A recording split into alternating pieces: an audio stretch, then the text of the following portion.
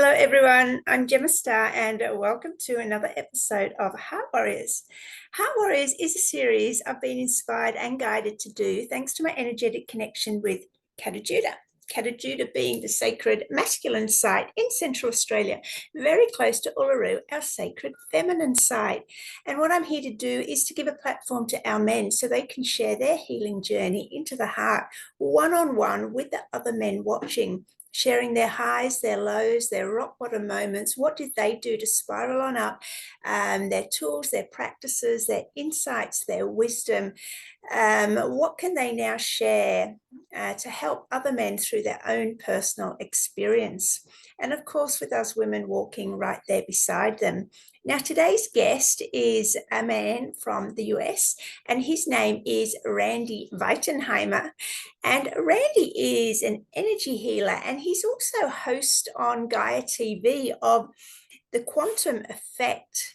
So I'm really interested to be talking to Randy. And Randy's also descended from the Native American people, the Potawatomi. Hopefully I said that right. We'll find out. I apologize if I didn't. And he's also an artist. So really excited to be getting into Randy's journey into the heart. Enjoy.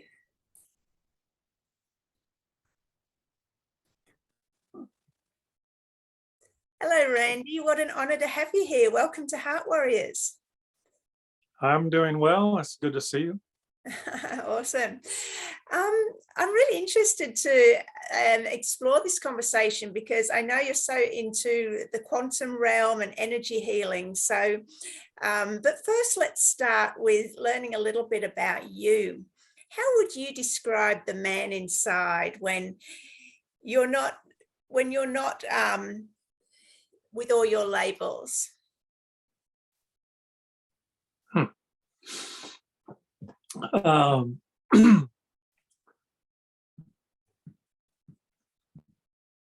That's a difficult question. Self-observation, I don't usually give into. It's kind of like you're always observing the rest of the universe, and what we call very rarely look in the mirror. And yet at the same time, I teach meditative and internal martial arts, which are all geared to turn back to the inside.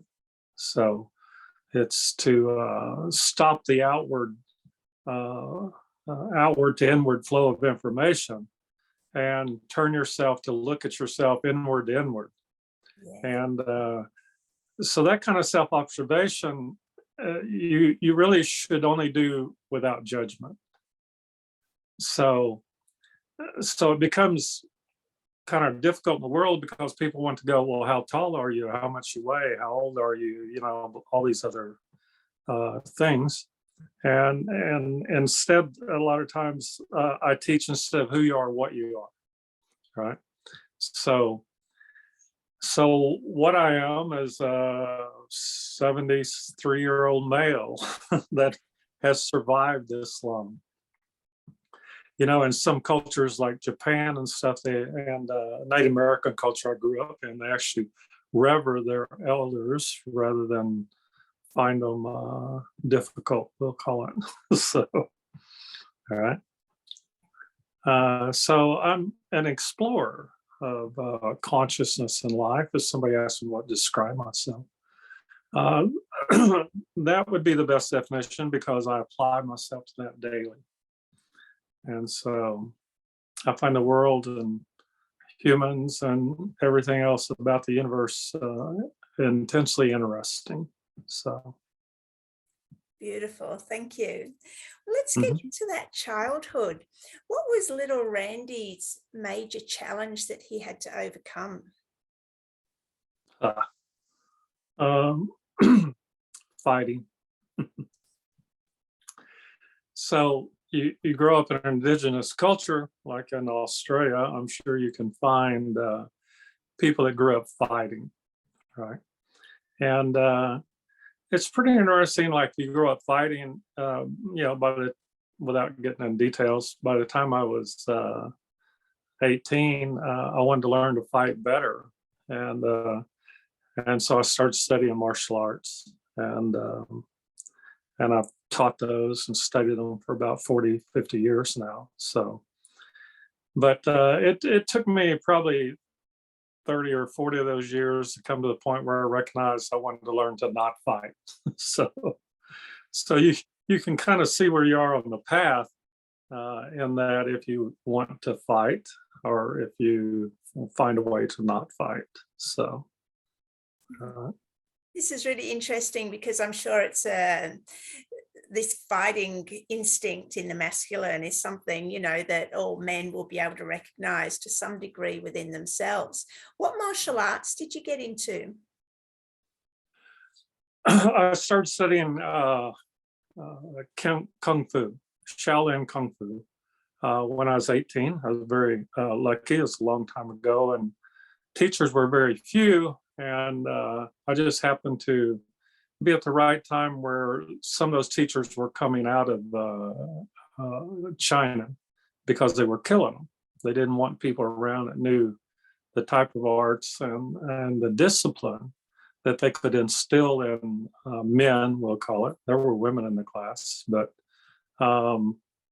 if you have what we call steadfastness, if you have that core strength and you develop that, you pretty well become immovable to ideal or regimes or a multitude of other things. And of course, that's something that's not popular right now. It's like you go along with everything. And so the idea of resistance has become what I call less. And in a male, I think resistance is also equal to some idea of survival. So fighting was for survival of the physical self, but now we gauge more in survival of the mental self or emotional self. And those are different battles, but same thing, there are disciplines that you can learn to be better at being you. That's what it amounts to. So. Yeah. So did you say you were 18 when you started to learn Kung Fu? Mm-hmm. Okay. So what would you say to teenagers out there? What were the first things that you learned in Kung Fu that really got you interested and opened your mind to a different way of living or a different perspective around fighting? My first teacher was now holds the title of Supreme Grand Master of Kung Fu in China. So Grandmaster George Ing, I-N-G. And critical to that, remember I grew up fighting quite a bit because of the culture and circumstances. And so when I showed up, he said, why are you here? And I said, well, I'll learn to fight. And he said, well, I'll teach you to fight if you learn how to heal people. And I went, okay, being 18 and not understanding that basically what he was introducing me to was a 40-year program. And so in Kung Fu and the physical martial arts, about 6 years of study and you can become pretty good at it. But the next 40 years is all internal. It's all energy flow. It's all healing. It's how to transform yourself and transform your environment and the people around you in a beneficent way, we'll call it.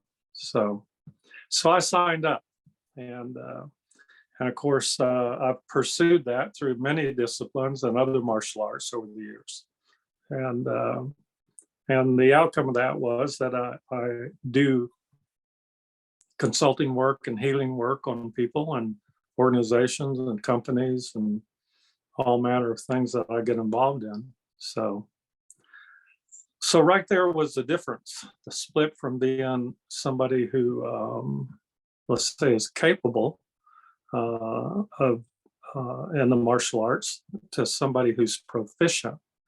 And so the difference is what we call external arts, the fighting ability, and internal arts, which is the healing ability.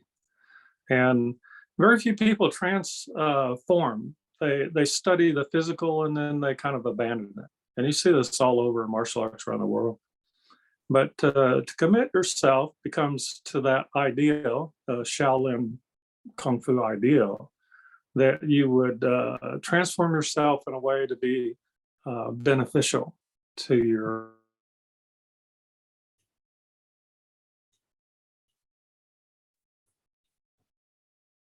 Just going to pause, Randy. Okay. So in Native American culture, it's called a warrior culture. And the idea that you would be proficient at becoming a warrior was so that you could protect the women, the children, the elderly, your property, and to some degree your way of life. And you find this true in all indigenous cultures around the world. So. Yeah, I love this. Can we get into your Indigenous childhood as well? Because what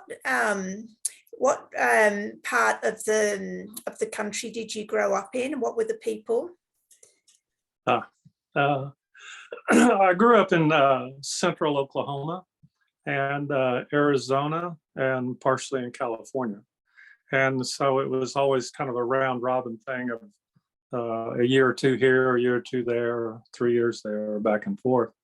But in Oklahoma, I grew up in the Potawatomi tribe. So I'm citizen band Potawatomi Indian, according to the government. And the other thing is, though, that there were a lot of other tribes. There's like 70, 80 tribes in Oklahoma. And so my friends were Shawnees and, Kickapoos and just different tribes that all congregate into Oklahoma. And the reason is the government moved all the tribes from around the country into one place, or tried to. And then the other portion of growing up was in formative years was in Arizona on the Navajo reservation where I lived. So I ended up getting kind of mixed up in all the cultures, but they were all indigenous until you step out in the world and, it's the white world, to coin a term. Can we look at masculinity as it is in the Indigenous tribes? What can you tell us? What's different about men in the Indigenous tribes in the traditional ways that men learn as opposed to the white way? That's an interesting question. And the particular ways that I grew up in, it would correspond to Stoicism. There's a certain stoic quality of not boasting or not what we call showing out too much, as a good language. And at the same time, you were required to have strength. And that's basically what I teach, is you should have strength in all areas of your being. You were supposed to be able to have certain skill sets. And so I grew up learning skill sets, not knowing that's what I was doing. I learned to hunt. I learned to, track and live in the woods and like out on a riverbank for a couple of months at a time. And I didn't know that wasn't normal. Okay. But it was kind of normal in our culture because it was a transfer of culture. And in other words, that's what my parents and grandparents and everybody did, is they lived literally on the land or in the land. And so that type of knowledge is unavailable as somebody grows up in a city. They don't need the information, is what it amounts to. And but at the same time, then being out what I call in the physical world becomes foreign. It becomes scary. And one of the things that I learned is drop me any place in the world, any environment, and I'm okay. It doesn't scare me or anything. So I'd be comfortable in the landscape behind you. I grew up in a similar landscape in Arizona, New Mexico, and a lot of people wouldn't be comfortable out there, right? It'd be like, where's the closest cell phone tower? So that's one way to look at it. So that's a difference. And, one of the things now is like, well, those skill sets aren't, let's say, necessary. Just like I have trouble with the computers, those skill sets are something that are necessary right now. But they didn't teach those when I was growing up. They taught living outside, living on the land, hunting, fishing, gathering. We're actually still in kind of a gathering phase of our existence when I was growing up. So, did you go through initiation? To what? Did you go through initiations, ceremonies? Yeah. What that meant was you would go to family gatherings, and invariably a fight would start. So you learned how to survive. And then you would go to what we call tribal gatherings, powwows, stomp dances was the original term. And that's an interesting facet too.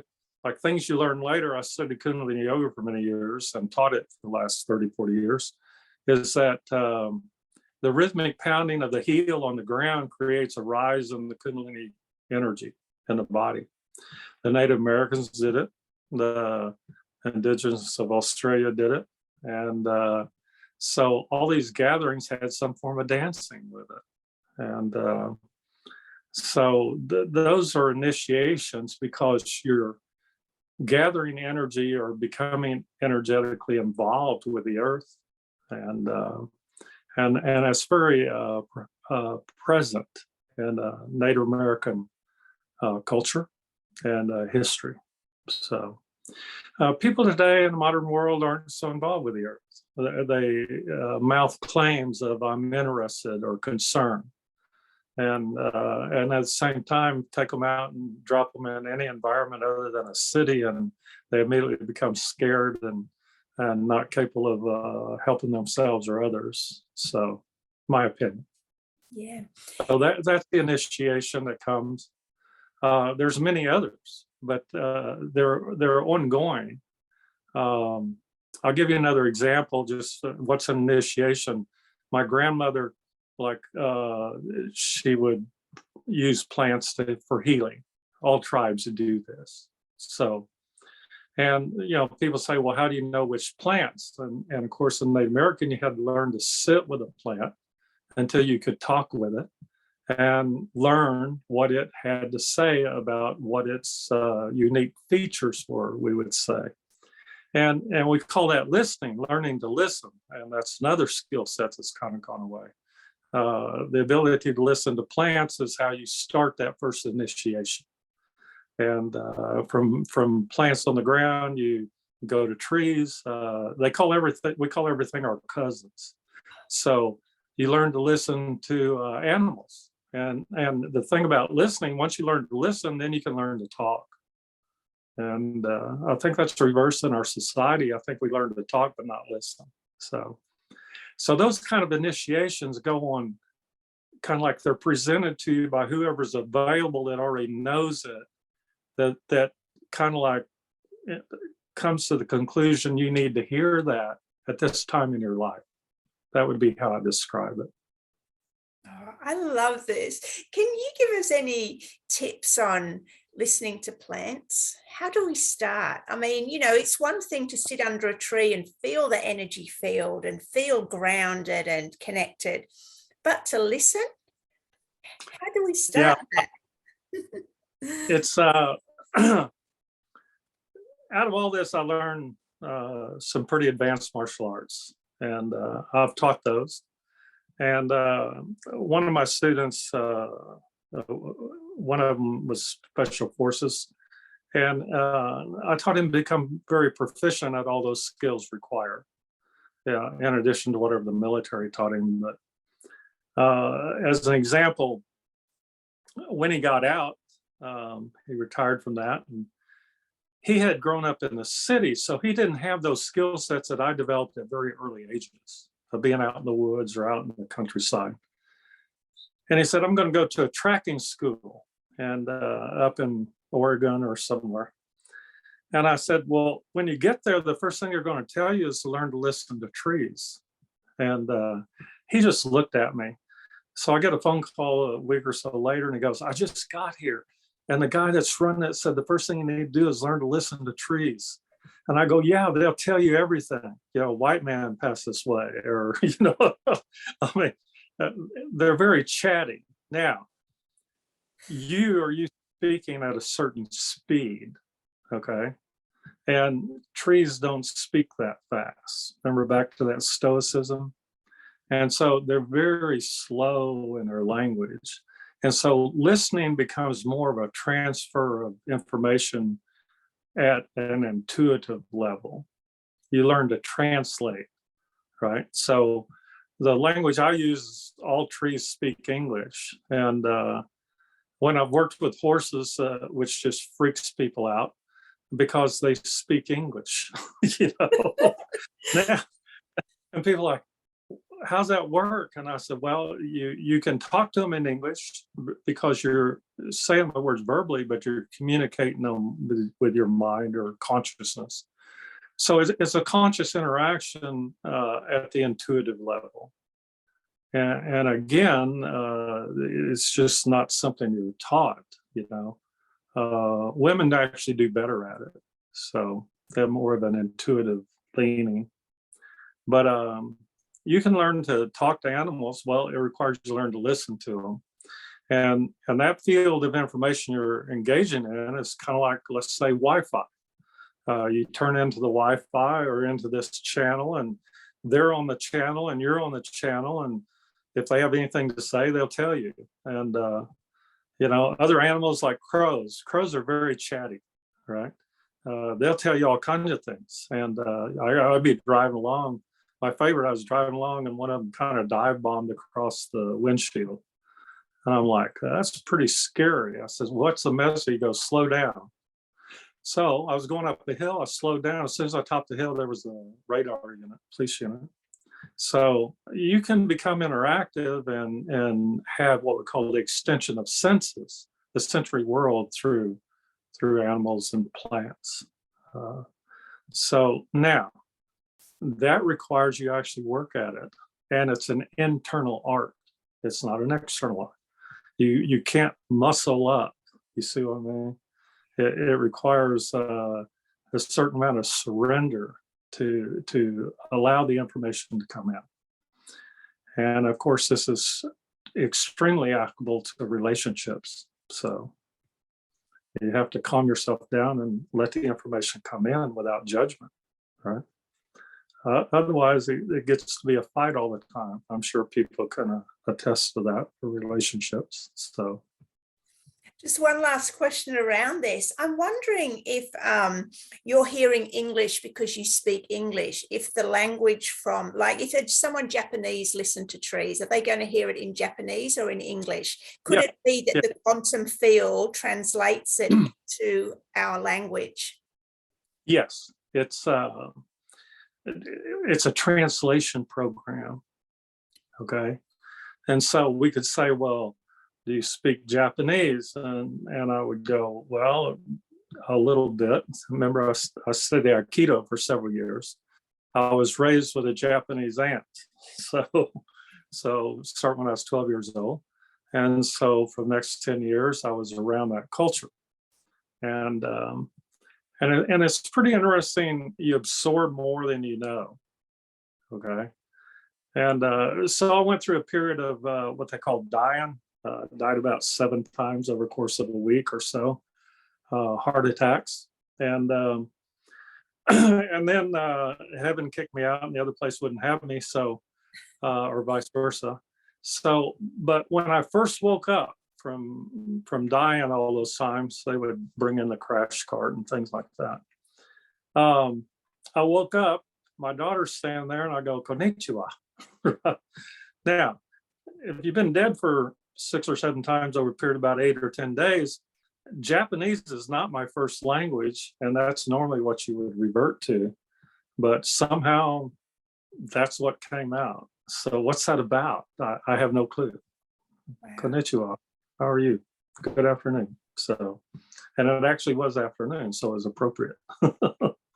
So this, where you died 8 times over the course of a week, was that, like you say, your rock bottom point in adulthood? Can we go into that? Because I'm interested in if you had any near-death experiences. Like, did you see on the other side when you did die?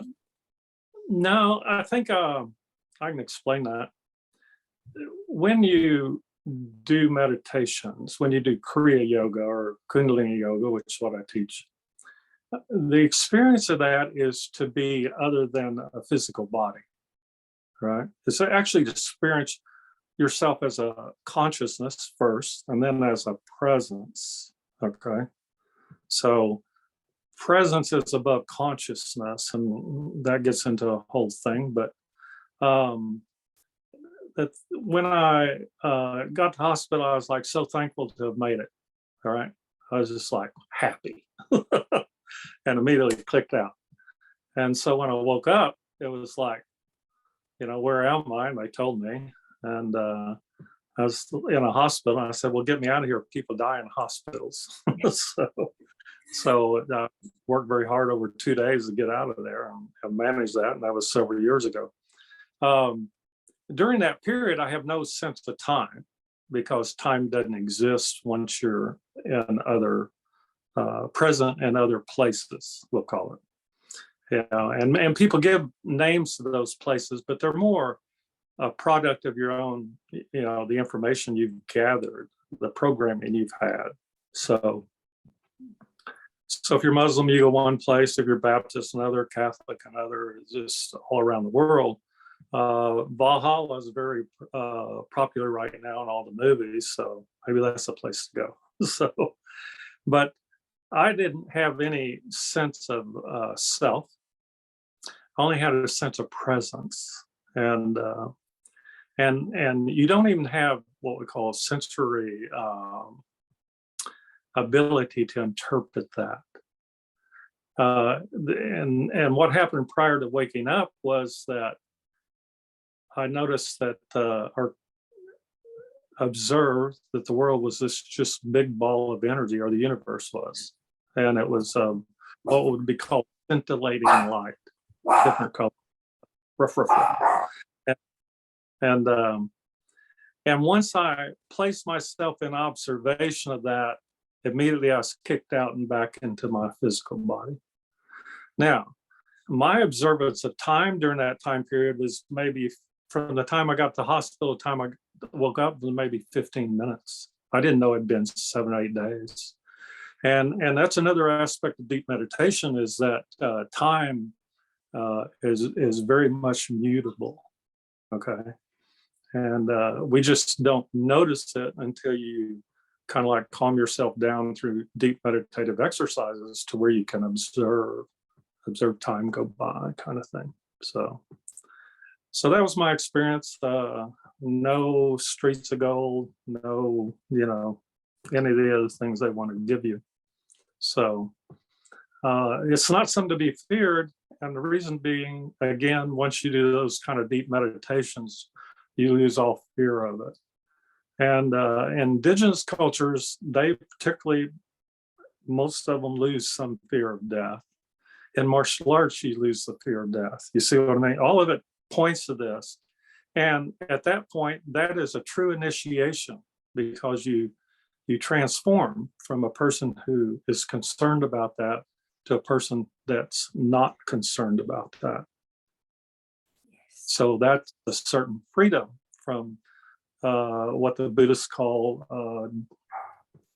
the suffering that one goes through, right?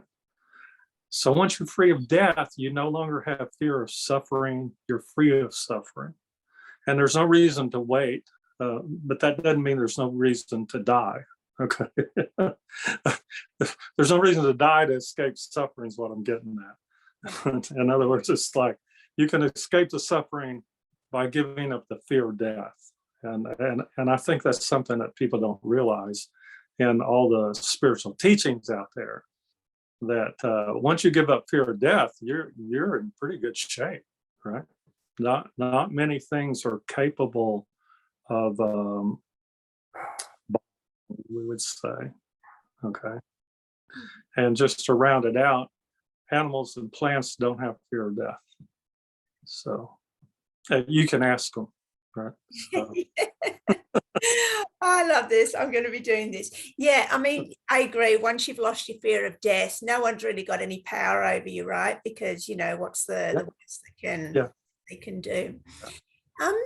But some people may be watching this that are going through a hard time and consider themselves as suffering at the moment, Randy. There's a lot of men out there that are doing it really tough. What advice have you got for those men around this suffering, this journey, this empowerment of the masculine? I teach strength. The language is strength where there's weakness. And there are so many ways to learn this. I mean, I've trained people and teach people, but with the internet and stuff now, there's certainly an opportunity to find one some way. The thing I was thinking about when you first messaged me was to call this episode The Haunted Heart. So, the haunted heart. And because the reversal of energy flow from the heart outward when it turns inward is one of the most painful things you can go through. And we call it grief. Okay. And then from grief, let's call it a mini seizure, would be the loss of the old self. And this is what makes us sad, which is also a reversal of energy flow. Grief being an inverse towards the front of the body, and sadness an invert on the back of the heart chakra.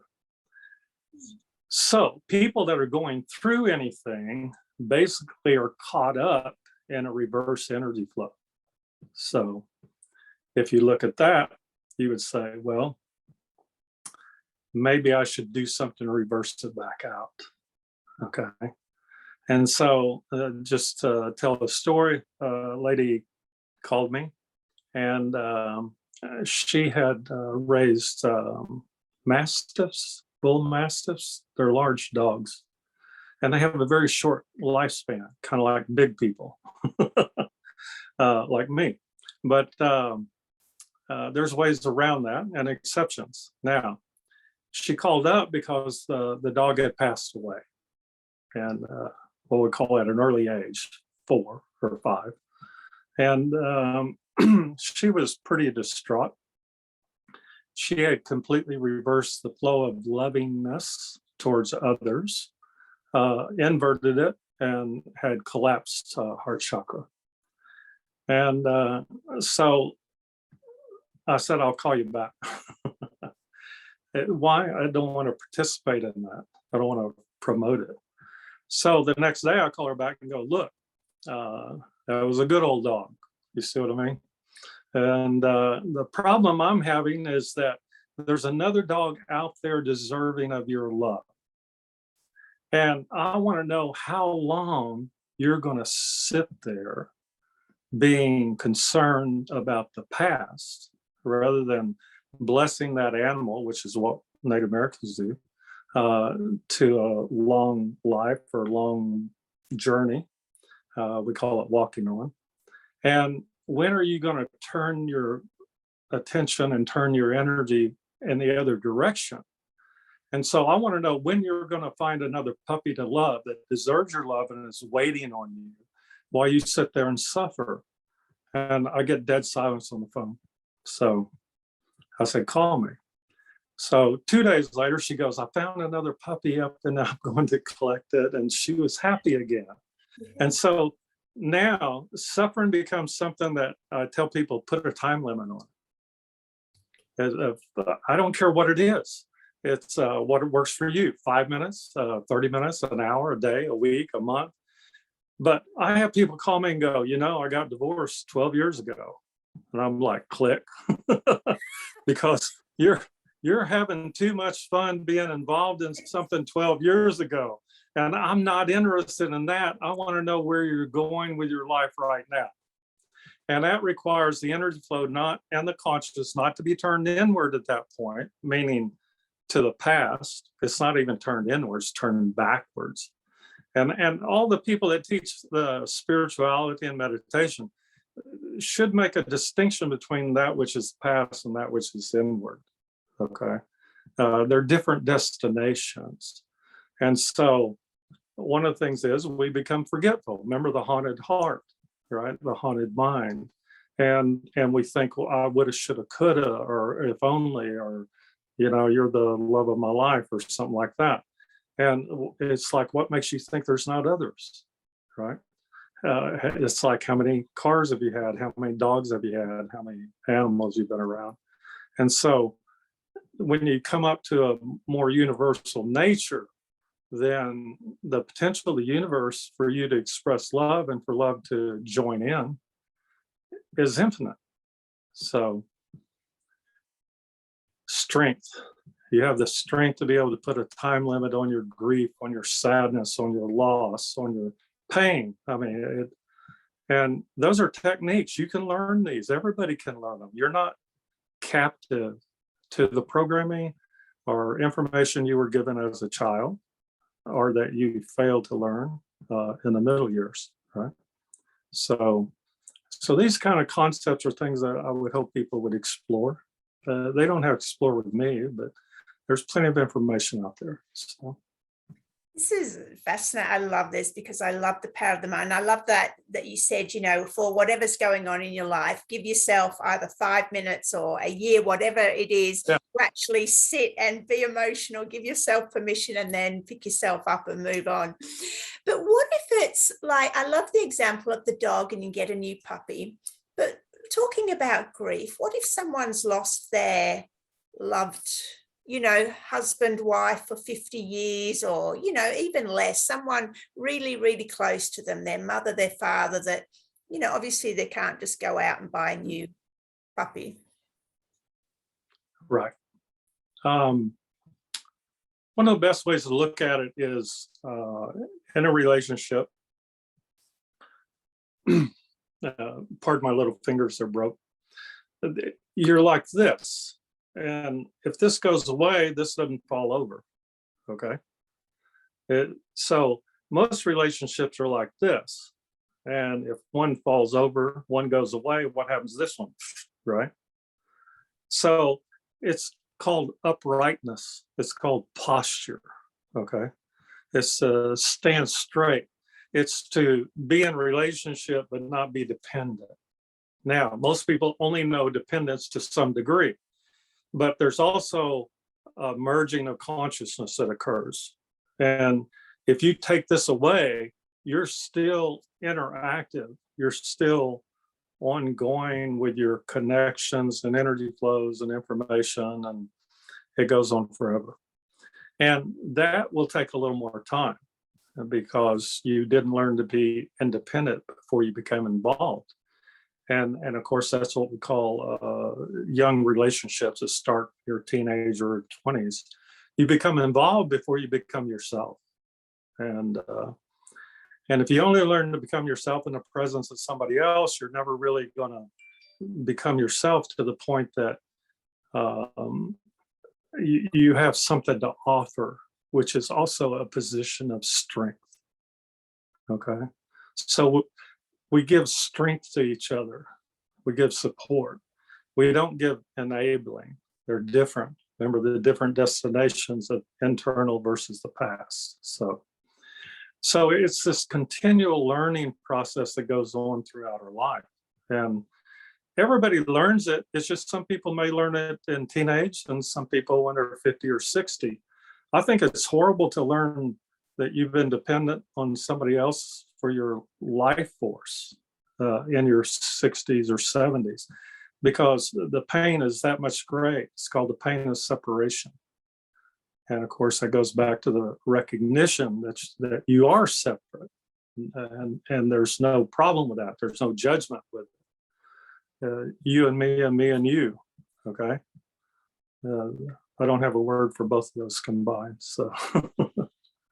Yeah. It gets rid of all the soulmates, twin flames, all that kind of stuff. You can look at it that way, but it's actually not exactly true. It's more a statement of dependency. So, yes, my yeah. opinion. I love So, the conversation. it's a long conversation in a short time. Sorry. No, this is great. And I mean, I've always seen, relationships or, soulmates, even twin flames, which I don't, speak of, other than it's the internal masculine and feminine dynamics within. Yes. Yeah. And then that's reflected in a partner, a relationship. How does that play out in your understanding? This is one of those things that gets me in trouble. You, as let's say, I call it a human, right?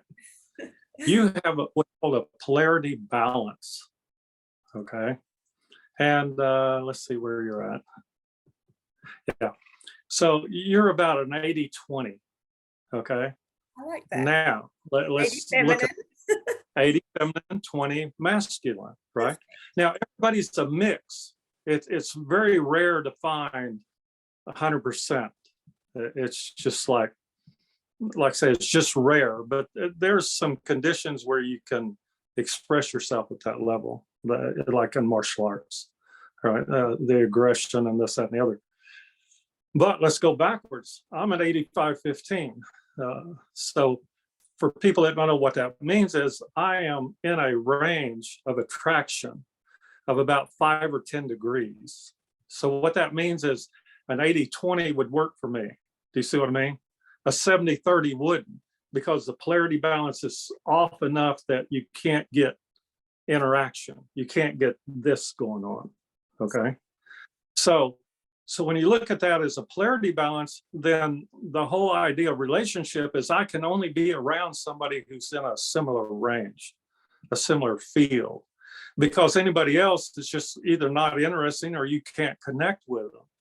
And so when you look at what's the popular subject, sex, it's like there's no such thing. It's just a polarity balance. This, if I'm 50-50, I'm going to look for 40-60s or 50-50s. If I'm 80-20 or 80-15, I'm going to look for 85-15 or 80. You see what I mean? A 95 something.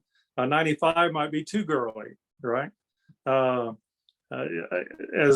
an expression, I'm sure like lots of people have fun with these terms, but the idea is we seek out our polarity balance. So if I spread out 100 men in front of you or 100 women in front of me, I can look across the line and I can't even help myself because I don't even know what's going on, but I can only be attracted to that which is within my polarity matrix, if that makes sense. And nobody's ever explained it. And so people call me and say, what about this boy or what about this girl? And I'll tell them the polarity balance. And if the polarity balance is not there, you're not going to stay there. And it's the best predictor of whether or not a relationship will work out. Okay. This is great because I've often spoken on this show about the polarity spectrum, I call it. And I've said relationships are either 20-80, 70-30, 60-40. Right. But how did you do that? How did you read me? Oh, you contain all your information. Okay. You have an information field. Old school call it an aura, right? And all that information is available to somebody that can interrogate it, okay? And I was taught that at a very early age out in California by West Coast psychics, is how to interrogate another person's information field. And you can get pretty specific about it. So there's a lot more to that, but you carry all your information. It's available to anybody that can quiz it. And we call that calibration. So basically I'm just running a calibration on you to where my polarity switches when I hit the right number. So I could go 10%, 20, 30, 40, 50, 60, 70, 80. Okay. You see the energy field breaks. That's one technique. Only I do it much faster. I have a different technique that's a million times faster of just knowing the information, because I do it all the time. I do it several hours a day where I'm working with people, and it becomes necessary to know the information, even if you don't know it, even if you've forgotten it. It's possible to lock that information up. And I've talked about this on Gaia, on the series I did, Quantum Effect. And so that's how you do it. Intuitively, things come to you. That's the same process. Somebody's going to call you, or somebody asks you a question, you immediately spout the answer out and you have no clue where it came from. Well, it came from the field, or it came from them, or it came from you. So we can lock that down. We can learn to be interactive with the field, which also is the same techniques and same information of talking to plants and animals. And here we go with all that. So that's the thing I've discovered studying quantum physics, that it's just a language we could use that's more or less universal in nature and universal of nature. So there. Fascinating. And I love this. I love all the quantum humanity, I call it, but I've never studied it, but it's just stuff that, I sort of intuitively know. Let's talk about you being a fighter. Like the title of the name of this series is Heart Warriors. What's your interpretation of a heart warrior? That's where I wrote you what we call head over heart, heart over head. So there's entire series of exercises, excuse me.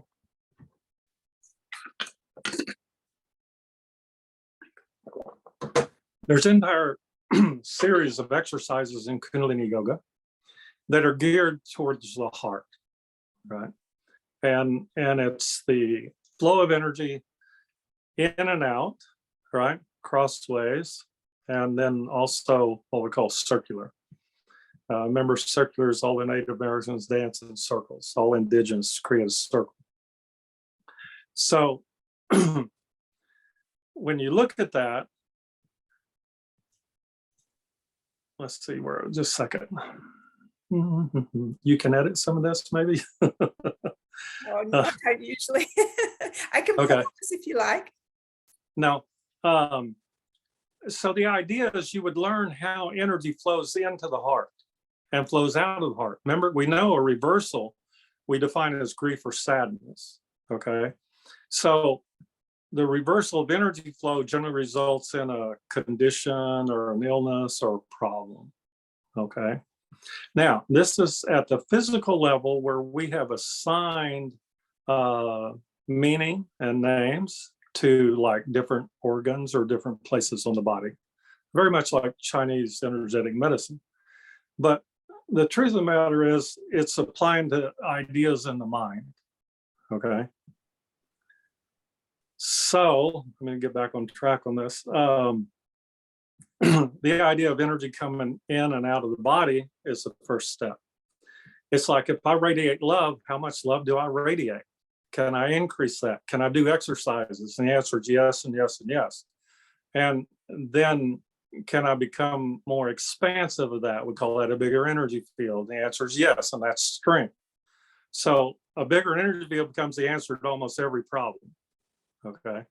Is you have the energy to either overcome or the energy to extend or to explore, or all these things that require energy in the body. Kundalini yoga, all forms of yoga, a lot of martial arts, especially secret martial arts, are all about the energy flow. Okay, how much energy do you have? And how do you express it? And where do you express it? Well, here we go with giving meaning to things. First chakra is to family, and second is to sex, and third is to power. and then, the solar plexus and the heart. And so there's a lot of information about what they call lower triangle and upper triangle. And then the initiations, when you finally come into the upper triangle, where you start actually operating from the heart upward, okay? And when you do that, which is a progression, and people take different amount of times to do that, but then you're processing things through the heart and through the truth, we call it throat chakra, and then through the intuition, and then through universal consciousness. And so there's the secrets of the universe right there. So if you can develop strength through those exercises, and you can find them in, I believe it's 3HO or KRI. These are things you can, look up on internet. But there's all kinds of exercises, and of course now with the internet they do virtual classes. I taught in person until the internet came along, and then I said, well, everybody else can teach now. But every once in a while I think about that. I taught so many courses over the years. Christ consciousness was a class I taught, and for people that have a problem with those two words, the idea was strictly to enforce and influence the amount of energy flowing through the heart chakra. That's it. And it's very simple. They're just breathing exercises, or just physical positions that either accelerate or open up that energy flow. So, is there any quick one that you're able to teach now to men in particular to start opening their heart, or get them to become more aware of their heart energy? Okay, you see this, right? Called Gyan Mudra. Okay, the biceps are parallel to the ground, and the arm from the elbow up is straight up. Okay, just bring the elbow up, keep coming up, keep coming up, keep going, keep right there. Not too high, level, like you're level on both sides. Okay. And bring the elbow back, so it should stretch across the heart. Now, fingers are open, right? And this is a breathing exercise. So inhale through the nose, exhale, inhale, exhale. Bring that arm up. It has to be parallel to the ground.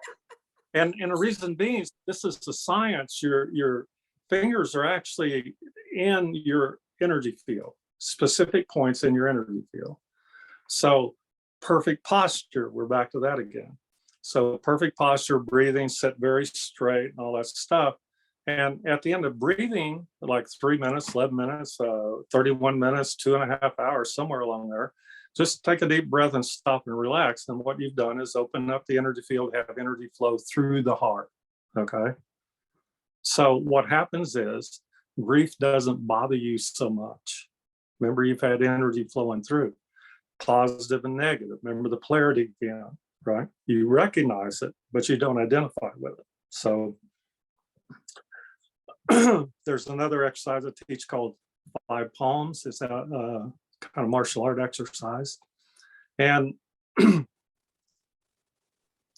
you get this better result because it's more intense, that's all. The one I gave is very simple.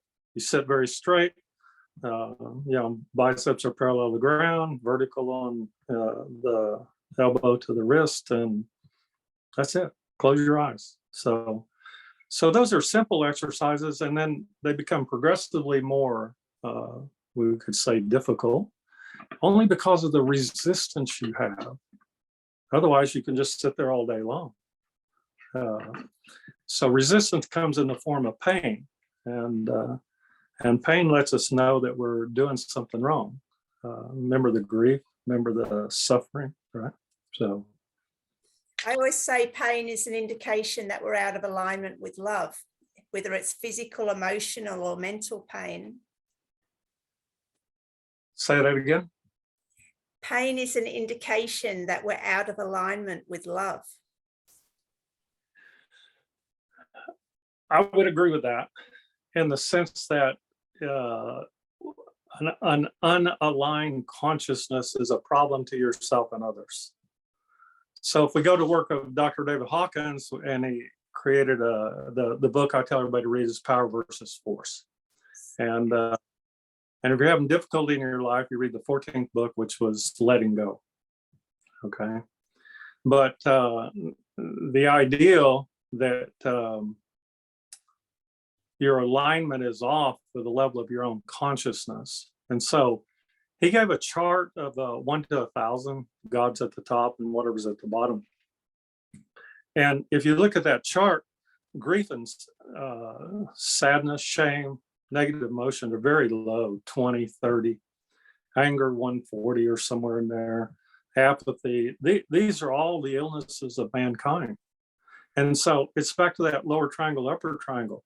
Once you reach a certain point of consciousness, 200 is a level of integrity. And what that does, it kicks you up to where you're more in the position of being interactive with the positive. Okay. And when you get to 500, that's the level of love. So when you say, oh, people should be loving, it's very popular. And then you look at the atrocities of love around the world. Some people love, I guess, war, we might say. But anyway, the idea, once you reach the level of love, you become expansive again. Energy flows in and through you and out of you, kind of like a universal nature. In other words, it encompasses everything. The level I try to teach people is level of joy. It's actually a little bit higher than love. And so joyfulness radiates more than love does. And the way I teach it is love actually is a polarity. I love you, and or what's the old children's song? She loves me not. You pick on flowers. And so you look at that, love has a polarity, and that's not love. We call that divorce. So, and when you look at that, if I'm loving towards you and you say, I don't want to be with you anymore, it's like, great, fantastic. Anything I can do to help you, right? Because I'm loving it, I'm being a loving person. So the mistake we make, I think, is love is a state of consciousness and it doesn't have any object. So if I say I love you, we could drop off you, or I love food, or I love this, or plants or animals, whatever you want to throw in there, is I am in a state of being called love. And that's a state of consciousness. And it does not have an object. It's simply stating I'm being that way. And so if I said I love you and you go, don't bother, right? It's like there's that polarity kicks in, but if I'm just being loving, I'm just that way. And you're not required anything to respond or any way involve yourself. It's just that I'm a loving person and I decide to be loving. I love the plants and the earth and the sky and the moon, and here we go. We could write a country and western song, but keep at it. So yeah. So that's the way it works. Once you understand that I love you is without object, just I love.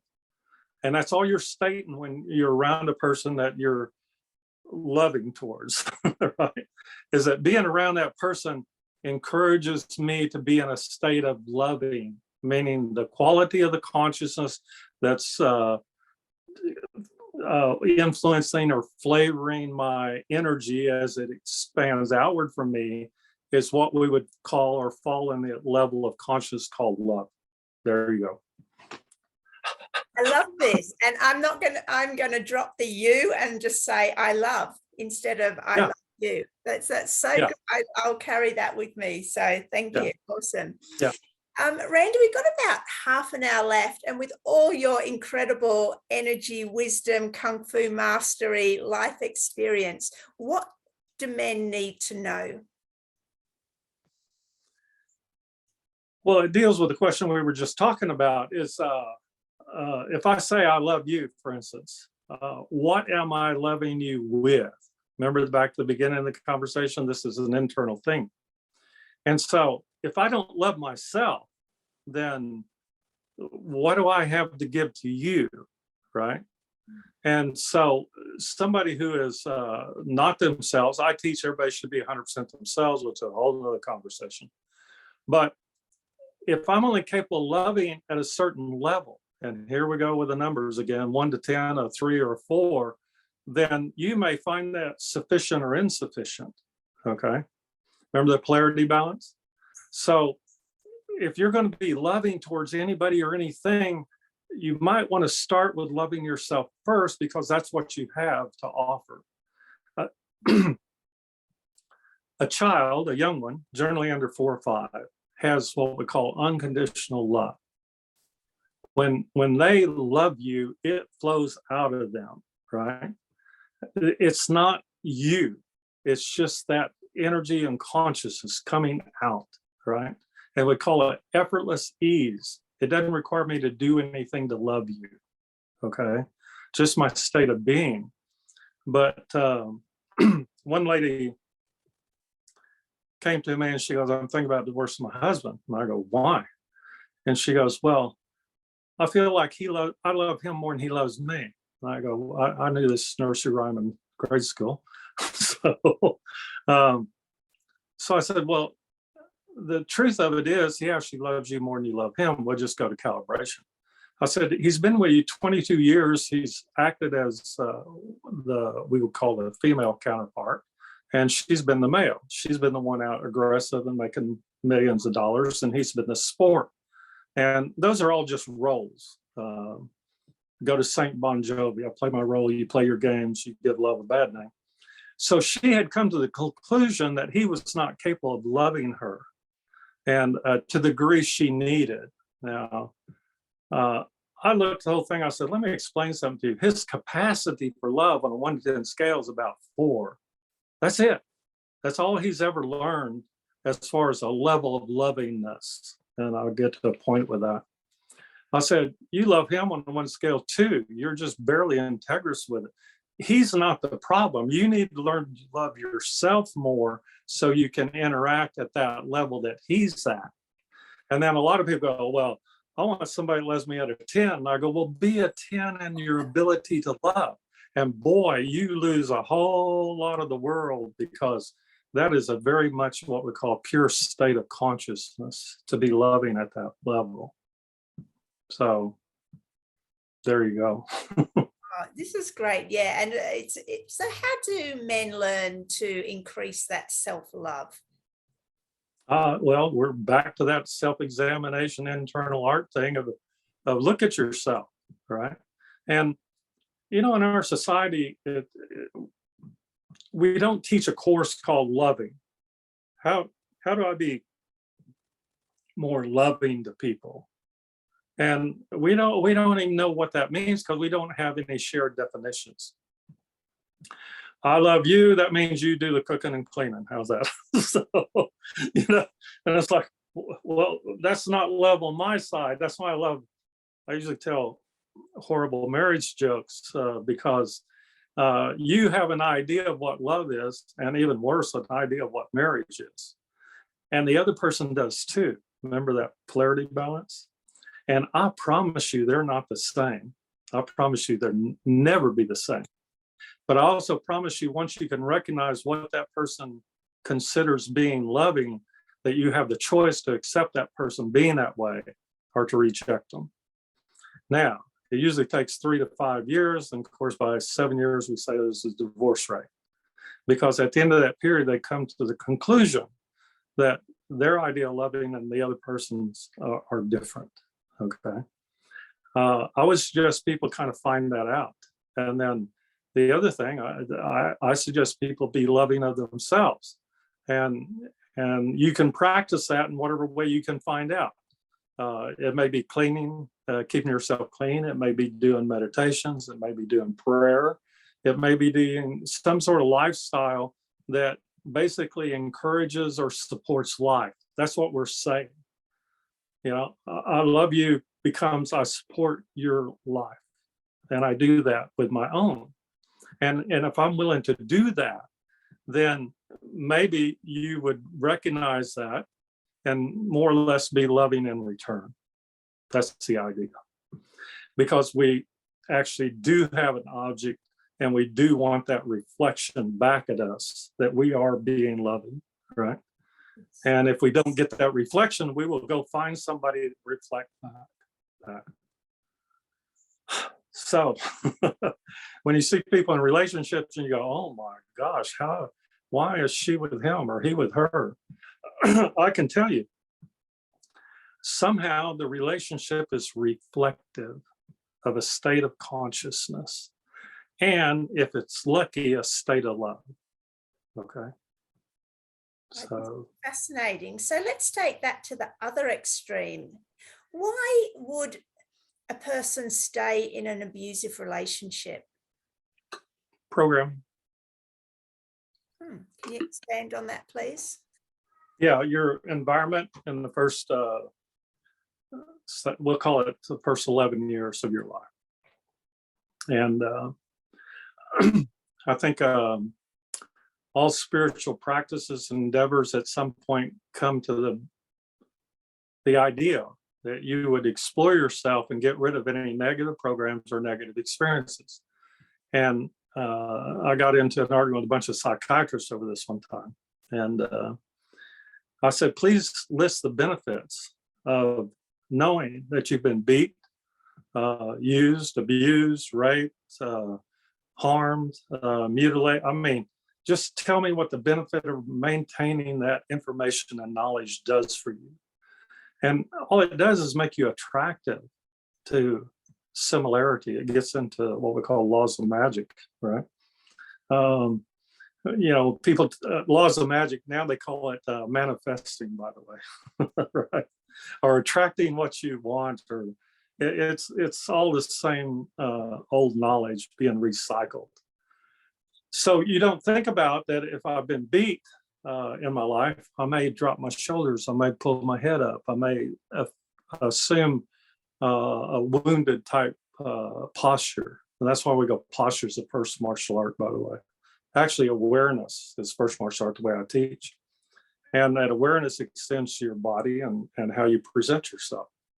So if you have all these memories and things, the purpose of all that meditation is to find some neutrality in it. If you can't let go of it, you should at least take the charge out of it to be able to say, yeah, I was 12 years old. Yeah, I was 5 years old. You know, the circumstances were negative. And that's in a very enlightened state to get to. Most people don't, because they want help with all the problems they had that nobody helped them with. I was 5 years old, my daddy beat me. You know, well, now I'm 50, but there's no help. That situation doesn't exist except in your mind. And so one of those techniques I learned is you blank a person's memory out. Their PTSD goes away. And by the way, we all have PTSD, right? But most people have emotional PTSD and nobody talks about it. So forget just the physical, right? But you have been abused, everybody, meaning something negative has happened physically to you, mentally to you, emotionally to you. And I tell people, physical abuse, generally 6 or 8 months, the bruises go away, the broken bones will heal. Emotional abuse, we're talking years. And mental abuse can take literally lifetimes, because it becomes so integrated into your consciousness that we get into a level of information flow called epigenetic in the body. The body remembers being hurt.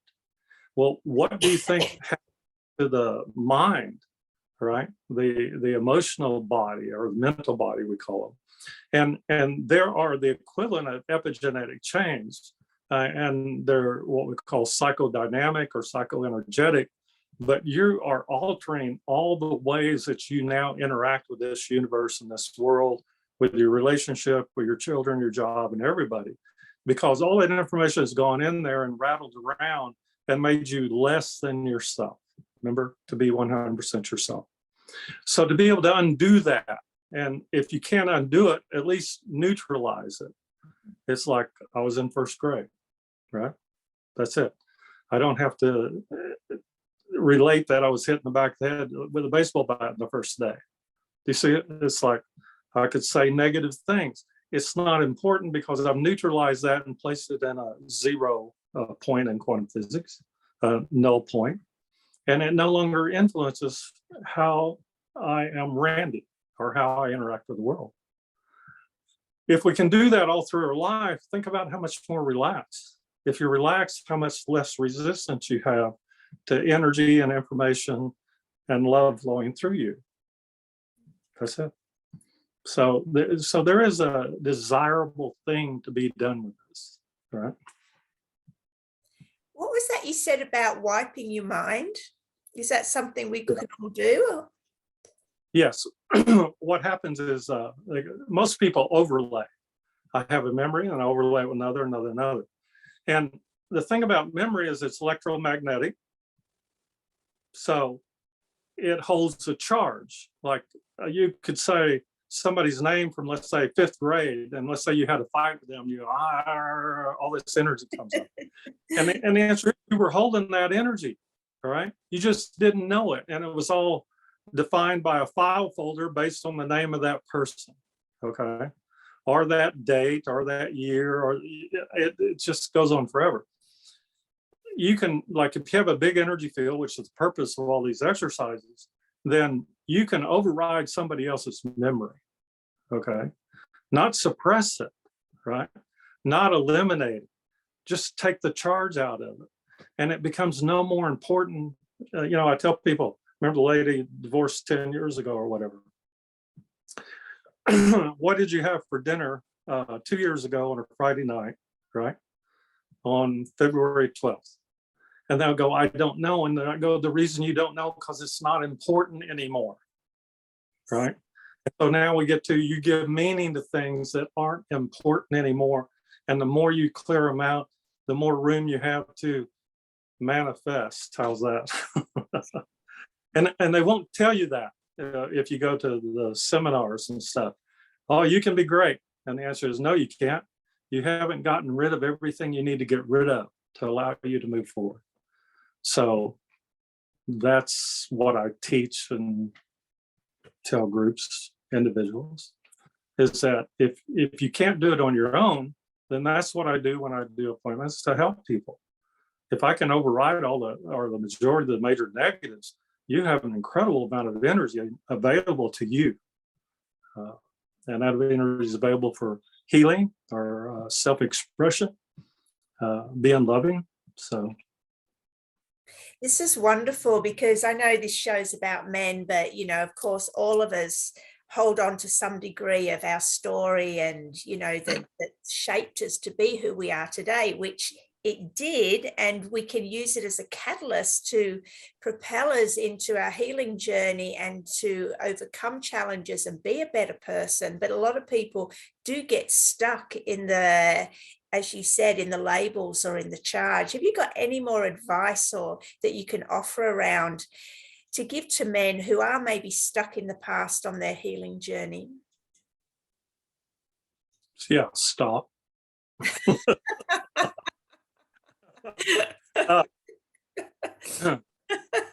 Okay, I'll give it to you another way. The girl and the guy, all country and western music based on the girl leaving or something, by the way. And so you can learn spirituality through country and western music, rock and roll, and some others. I won't get into examples. I'm being nice. The guy and the girl get married, and they get in the boat, and they're taking a trip, and the boat's doing 50 miles an hour down the river. And all of a sudden, the guy stands up. I reversed it. Usually it's the girl, right? The guy stands up and runs to the back boat and jumps out. Now, I tell people, what do you do?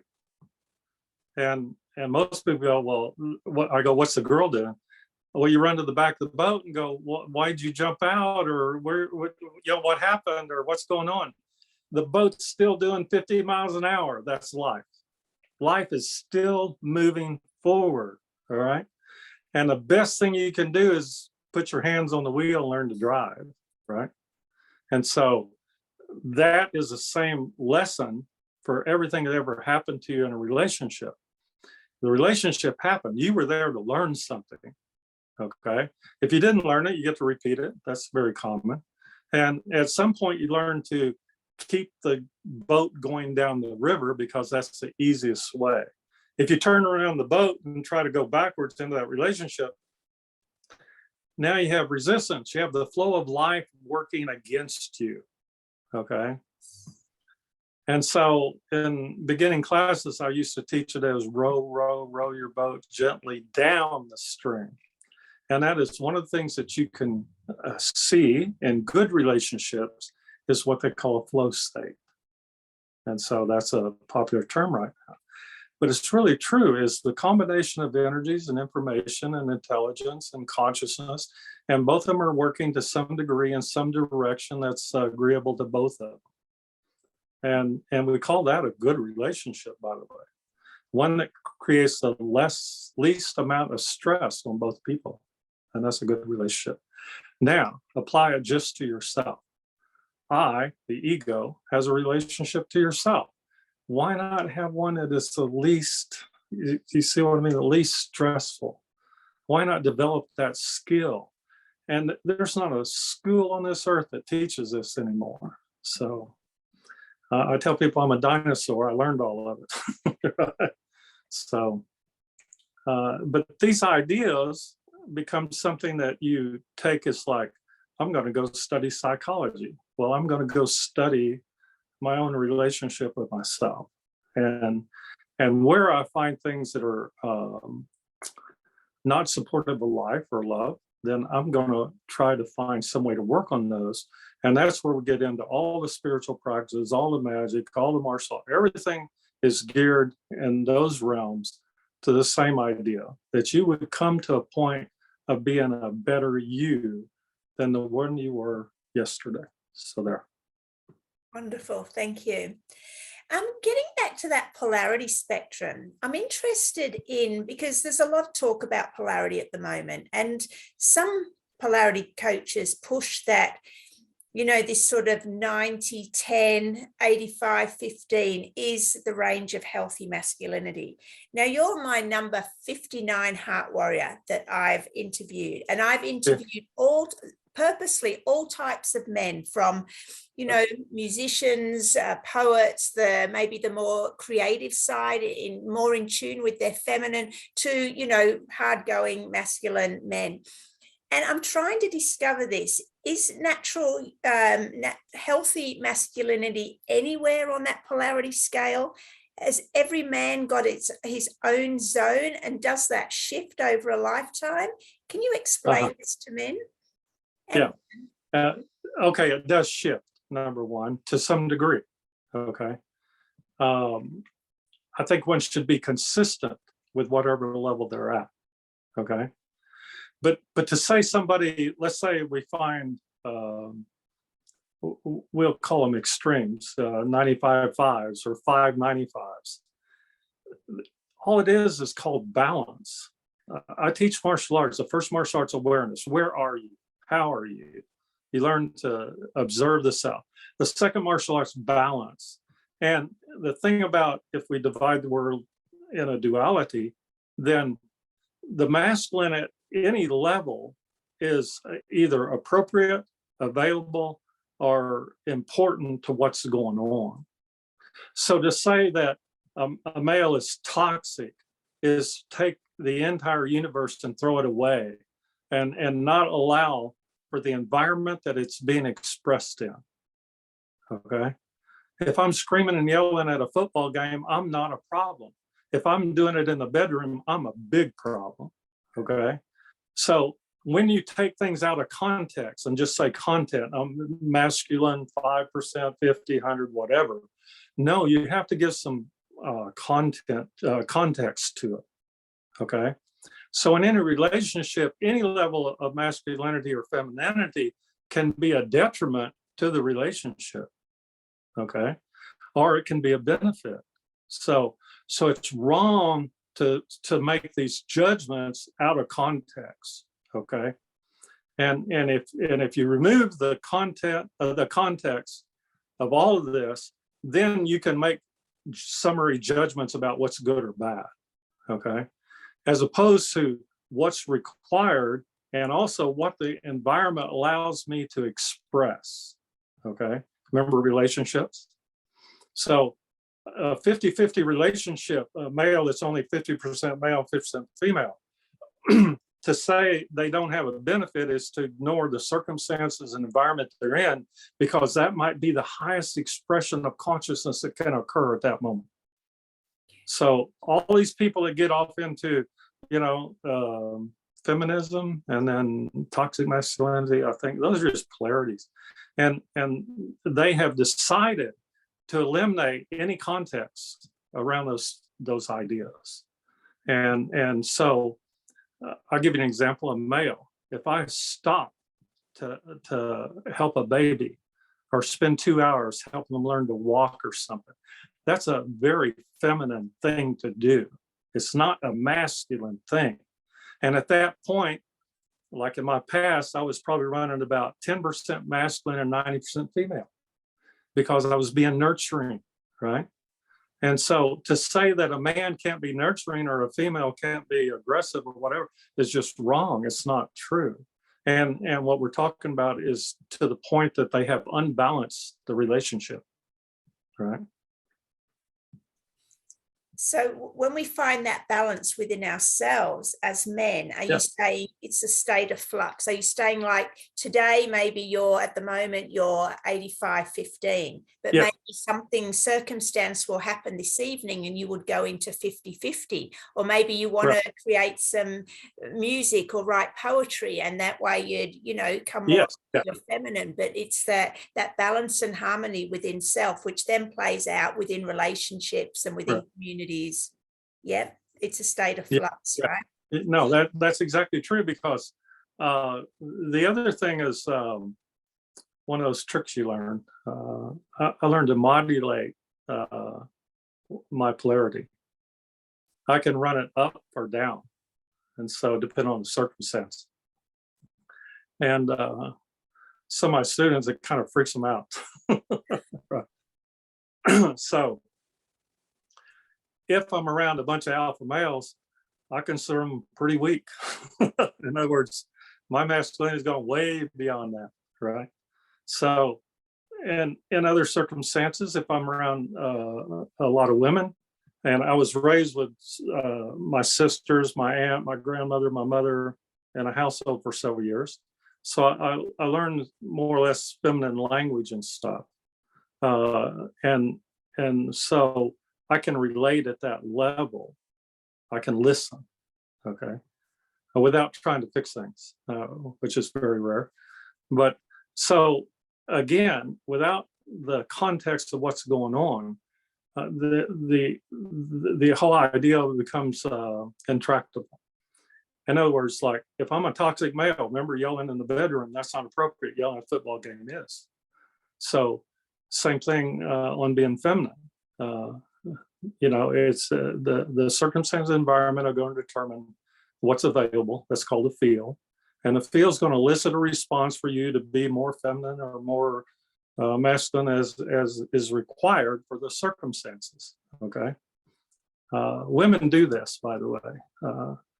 If somebody walks in that's more feminine than them, they may either complain about it or make observations, or they may run back and put on nicer clothes or fix their hair or something to out feminine them. Well, what do you think happens with males? They all try to get together and out male each other. Go watch the crowd at a football game. It'll make you cry. So, in a joyful way, because you recognize what you're looking at, right? So, how would a man increase his healthy masculinity if that's what he wanted to do? To have strength means that you can use it as the circumstances require. Okay? To not have strengths tends to make you either mean, or we would call evil, or ineffective at either doing or being, and those are different areas too. Those are big, long conversations. So you should have the strength of yourself, of being yourself, and be able to express it appropriately in any circumstance or environment you have. So our ideas of the masculine are just crazy. I mean, we admire warrior culture. Well, remember, a warrior is supposed to be able to defend and protect and provide. That's the part that they found of the elderly and those that are able to take care of themselves. Okay, that's the original definition in Native American. And so in football, what we see is on the field, American football, is the ability to be so aggressive, right? What do they call it? Testosterone, the aggression, It doesn't necessarily require testosterone. Okay, it needs a will to express oneself in that manner. Okay. Now, and those are extreme forms. Weaker forms, we get in real trouble now. Soccer is a very weak form. Oh my gosh, somebody knocked somebody down. We get a red flag, right? Now, if you watch American football, it's like, let me try to kill all 12 other people by myself. I mean, that's the mindset. And if you don't have that mindset, you don't belong on that field, because guess what the other 11 people do? So now we talk about group consciousness, right? What group do you find yourself in? Okay. And by the way, I've taken ballet. So, me and 35 women, right? Now, why did I take ballet? Because my Kung Fu teacher told me to, okay? And just so you know, ballet is what? We would say feminine, is that right? Most people would come to that idea. White Crane Kung Fu is ballet. The story is that the Russians came into China, saw people practicing White Crane Kung Fu, and went back to Russia and developed ballet. That's our story. And that's the thing about Native Americans and indigenous population. Nobody's ever asked us our opinion about how all this works, right? So I go to the ballet class because my wife had asked me, I asked her, can I go with her? And I'm probably 35 years old or so. And they thought I was just there to look at all the women or something, but I went and did the beginning exercises. Remember, I was a martial artist. I've been doing Kung Fu for 15 years, 20 years. So they said, assume this position, do this, stand on one leg, one out behind, arms out, this, that. I did them all perfectly. And the teacher comes over, you lied. You said you've never done ballet. You do all this perfectly. And I go, White Crane Kung Fu, right? That I've studied. So you see, again, how do you interpret it, right? I tell any of my martial arts students, you need to study ballet sometime. Why? It's about balance, okay? Second martial art. And so that's it. It's the same thing about what we call being masculine. Study it. Find out where you're comfortable at, and then find out where those areas you can express yourself, right? If you're 60, 40, 50, 50, something like that, the creative arts are open to you. It's an ideal place, right? Why? It doesn't require a high level of aggression, okay? And you can develop skill sets that don't require you to defend yourself all day long, let's say, like out on the football field, right? So different environments produce different outcomes. The same person, right? The same woman with one man is a horrible thing, doesn't take care of herself, suffers immeasurably. And yet with another man, it's like life blossoms, love blossoms, right? Now, same thing for a male, right? Under the influence of a female. We don't ever talk about that, right? All those mean old men. What about those mean old women? I'm sure nobody's ever met one. So, I have. I haven't. So, I love this. I love the polarity spectrum between Kung Fu and ballet. It's just like, it's a beautiful perspective, and we can do that the same with the masculine and the feminine. It's all about perspective. We'll have to start wrapping up now, Randy. I just love this conversation, but I'm interested in what's your highest value as a man?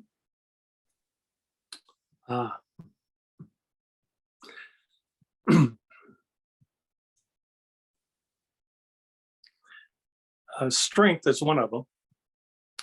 I have the strength of being myself. I have integrity at that, meaning I won't go against myself. So I have the ability to set direction and hold on to it, no matter what the circumstances and problems that occur. I used to build large industrial construction projects, and would have anywhere from 400 to 4,000 people working for me. And so the absoluteness of my direction, right, cannot be shaken by circumstance or people or anything, because you have a job to perform, right?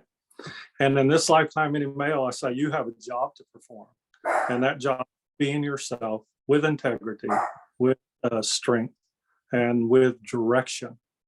And if you don't have those, then you're pretty much what I call floating in the wind. So yes, so good, thank you.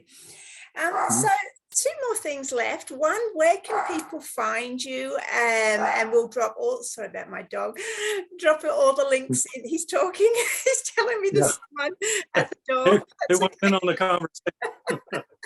So where can we find you, Randy? And we will drop all the links below. Let's start with that, please. Okay. Energy Doctor, ENERGYDOKTOR at me.com, me.com. Randy Veitenheimer, Veitenheimer. I'm on YouTube and Instagram and all them other things. And so I do some YouTube videos where I try to give little techniques and stuff. And there's a lot of interviews I've done with other people that are on there in various places. And so those are kind of primary. I've been doing some book reviews because I believe novels present us with a great source of information that's not necessarily available. And that's through Gravity University, where I'm doing those. And those are a lot of fun. I get to be funny on those. And anyway, if you email me or text me or anything like that, that's an easy way to get hold of me. All right. And I'd like to say thank you to all my Australian followers and stuff. I have literally like 1,000 of them from Australia, which I think is fascinating. And because they pick up on Gaia series, which is the quantum effect, and some of the other interviews and films and stuff I've worked on. And I just really appreciate that. I've been invited to come down there and lecture, and I'm just waiting for somebody to marry rich or something or other that facilitate that. But I would love to do that. I would love to come down there, and because I find that there's a vast interest in these subjects, and I feel like maybe I could help with that. So thank you to all of them, right? And thank you to you, all right? So. Very welcome. We'd love to have you here in Australia as well. A final message to men, Randy. What are you going to say to the men that we haven't covered it so far in the interview? Don't be mean, right? Power, the book Power versus Force. When you engage in force, particularly against a female, you have lost all credibility, all integrity. And so anybody can be forceful, and usually it comes out through anger or fear, both the same thing. And so all males out there would be, don't be mean. Whatever you do, no matter the circumstances, do not give in to being mean to literally what's in front of you, okay? Plant, animal, person, house, environment, anything. And if you can come to a point of integrity of not being mean to yourself, number one, and then to others, then you will have, I like the popular term, ascended. You will have moved yourself up the spectrum, right? And the spectrum in this case is a good person to know, a good person to be around. And so those are all lofty goals one should involve oneself in, okay? So. That brings up one final question. You said, don't be mean to plants. What happens when we need to get the lawn mowed, or we need to clear away, some excess plants that are hanging over? Like, I love plants, but sometimes, we've got to clean them up. How do they feel about that? You notice I said the question, men shouldn't be mean to women or Yeah. inanimate objects or animate objects. I don't extend that to women. There's a natural proclivity there. So you should express it occasionally as being mean to men because it appears to motivate them. So, meanness and desire for improving one's environment are different. Okay. In other words, I don't want to be mean as a way to make you better towards me or around me. But I should be willing to get rid of the dead leaves or the dead plants, like you're saying, right? If they're still alive, we just tell them you don't belong here, right? This is like your house. The insects and snakes and everything, they don't belong inside house. That's your house, right? Okay. Well, if we look at that as a metaphor, the same thing with this body. I don't need the insects. I don't need the viruses and bacteria. They don't belong in here, right? So, does that answer?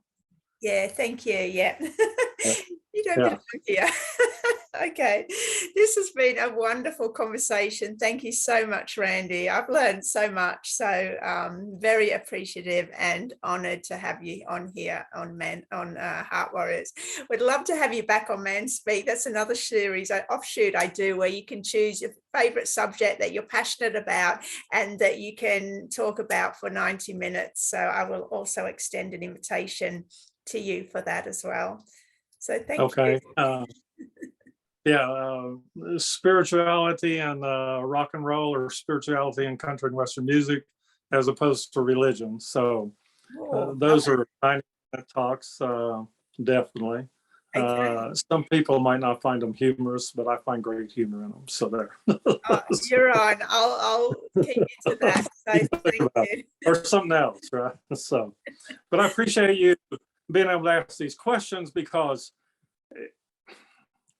it's kind of like there's a support structure for women to learn to be women. And there is no support structure for men to be men. And the ones that have come up have some, what I call untested hypothesis about what it means and how you go about it. And the results have not been good, let's say. And I just happened to go through a whole series of programs called Man to Man and Man to the Universe and relationships and all these different things over the years through yoga and meditation stuff.